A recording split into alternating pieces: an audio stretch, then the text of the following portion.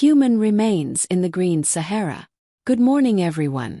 Today, I want to talk about a fascinating topic: the discovery of human remains in the Green Sahara. The Sahara Desert, as we know it today, is a vast and unforgiving landscape. However, there's growing evidence that this wasn't always the case. During certain periods, the Sahara was actually a lush, green environment teeming with life. This period is known as the Green Sahara, and is believed to have existed roughly between 15,000 and 5,000 years ago.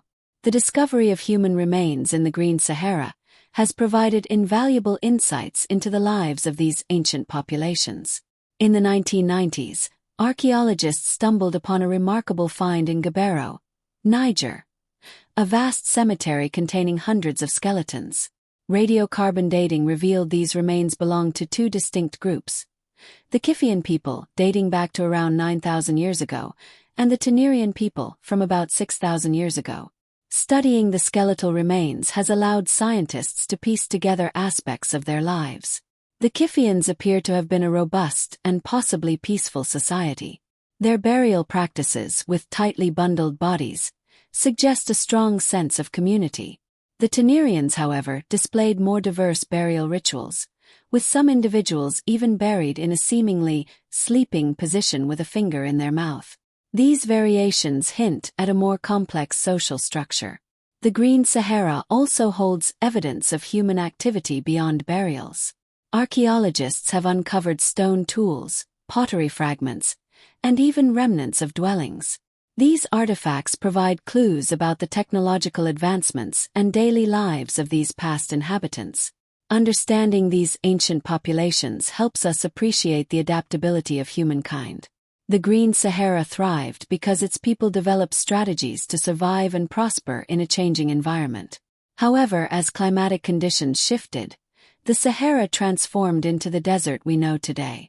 The human remains and artifacts serve as a stark reminder of both the resilience and vulnerability of human societies in the face of environmental change. This discovery continues to spark scientific curiosity. Further research on these remains and their surrounding environment will undoubtedly shed more light on these past civilizations and their connection to the Green Sahara. California's Age of Megafires. All right, class. Today we'll delve into a pressing issue for California: the Age of Megafires. Megafires, defined as wildfires burning over 500,000 acres, 10 times the size of the average wildfire 2 decades ago, are becoming frighteningly common. These infernos pose a significant threat to life, property, and the environment. Several factors contribute to this alarming trend. Firstly, a century-long policy of extinguishing wildfires as quickly as possible has unintentionally allowed undergrowth to accumulate. This dense fuel load becomes tinder for megafires when ignited by lightning strikes or human error. Climate change is another culprit. Rising temperatures, drier conditions, and stronger winds create a perfect storm for megafires to erupt and spread rapidly. The parched landscape allows fires to burn hotter and longer, making them incredibly difficult to contain. The consequences of megafires are devastating. Widespread property damage and loss of life are immediate concerns. The fires also disrupt ecosystems, causing habitat loss for wildlife and impacting air quality with thick smoke and ash. California, however, is not sitting idly by. Efforts are underway to improve preparedness. This includes prescribed burns, controlled fires that help clear undergrowth and reduce fuel loads. Early detection systems and improved firefighting techniques are also crucial aspects of this battle. Looking ahead, sustainable forest management practices are essential. Techniques like selective thinning and creating fire breaks can help mitigate fire risks. Additionally, research into fire-resistant plant species could offer valuable tools for the future. California's Age of Megafires presents a complex challenge. Understanding the causes and implementing effective prevention and mitigation strategies are critical. By working together, scientists, firefighters, and policymakers can strive to protect lives, property, and the environment from these monstrous wildfires. Is graffiti art or crime? All right, class. Today we'll tackle a controversial topic. Is graffiti art or crime? Graffiti, the act of painting or drawing on public surfaces without permission, has a long and complex history. For some, it's a vibrant art form, a creative expression that can transform dull spaces. These supporters point to the artistic skill and social commentary often embedded in graffiti. Murals by renowned street artists can beautify a neighborhood and spark public conversations. However, others view graffiti as vandalism, a form of property damage. Unwanted markings on buildings and public property can be seen as disrespectful and contribute to a sense of urban decay. The cost of removing graffiti can be significant for property owners and municipalities. There's merit to both sides of this argument. The artistic merit of graffiti depends largely on the context. A well-crafted mural on a designated wall can be visually stunning and thought-provoking. However, random scrawls on public transportation or historic buildings are generally considered defacement. The legality of graffiti adds another layer of complexity. It's almost always considered illegal without permission from the property owner. This illegality fuels the argument that graffiti is inherently criminal. However, some argue that laws can stifle artistic expression and criminalize a potentially positive art form. Perhaps the answer lies somewhere in between. Initiatives like sanctioned graffiti zones provide a platform for artists to showcase their talents without causing damage. Community-driven mural projects can even foster a sense of ownership and pride in a neighborhood. Ultimately, the categorization of graffiti as art or crime hinges on context and perspective. A beautiful, thought-provoking mural adds value to a community, while random scribbles detract from it. Finding a balance between artistic expression and respect for property is key to navigating the complexities of graffiti in the modern world. A decibel hell, the effects of living in a noisy world. Good morning, everyone. Today, we'll discuss a growing threat to our well-being, decibel hell, or the ever-increasing noise pollution plaguing our modern world. Once relegated to industrial settings, noise is now inescapable. Traffic, construction, airplanes, and even our own devices bombard us with a constant cacophony.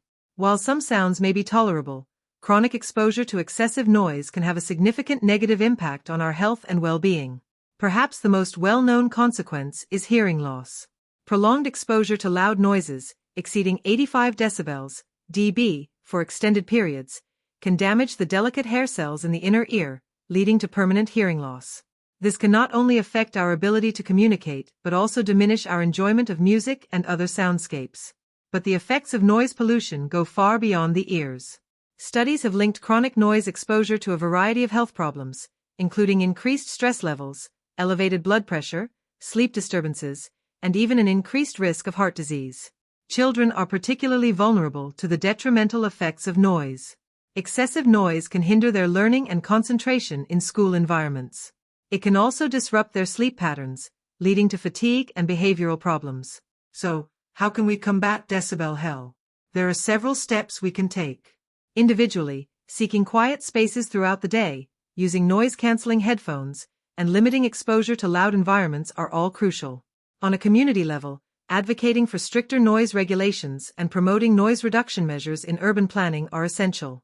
Architects can incorporate soundproofing materials into buildings, and city planners can prioritize green spaces that act as natural noise buffers. In conclusion, decibel hell is a serious issue with wide-ranging consequences. By raising awareness and taking proactive measures, we can create quieter, healthier environments for ourselves and future generations. Let's strive to turn down the volume and create a world where sound enhances our lives rather than detracts from them. Multitasking debate. All right, class, buckle up for a lively topic today. The multitasking debate. We all juggle multiple tasks daily. Checking emails while listening to music, cooking dinner while catching the news, or even working on a report while fielding phone calls. But is multitasking truly effective? Or are we simply fooling ourselves? Proponents of multitasking hail it as a productivity booster. They argue it allows us to efficiently utilize downtime and complete multiple tasks simultaneously. This can be particularly appealing in our fast-paced world, where we're constantly bombarded with information and demands on our time. However, research paints a different picture. Studies suggest our brains aren't wired for true multitasking. When we attempt to focus on multiple tasks at once, we're actually rapidly switching our attention between them. This constant shifting can lead to errors, reduced efficiency, and even increased stress levels. Imagine trying to write an essay while simultaneously having a conversation. While it might seem manageable for simple tasks, complex activities requiring sustained focus suffer significantly when multitasked. So, is multitasking all bad? Not necessarily. Certain tasks, like folding laundry while listening to a podcast, might be suitable for multitasking. The key lies in the complexity of the tasks involved. When one task is more automatic, like walking the dog, it can be paired with a more demanding activity like listening to an audiobook. The takeaway? Multitasking can be a useful strategy in specific situations. However, for complex tasks requiring focused attention, it's often counterproductive. Instead, consider prioritizing and tackling tasks one at a time. Short bursts of focused work followed by brief breaks often lead to better results and a calmer mind. The multitasking debate is ongoing, with research continuously evolving. Ultimately, the best approach depends on the individual and the specific tasks at hand. By understanding the limitations and potential drawbacks of multitasking, we can make informed choices about how we manage our time and maximize our productivity.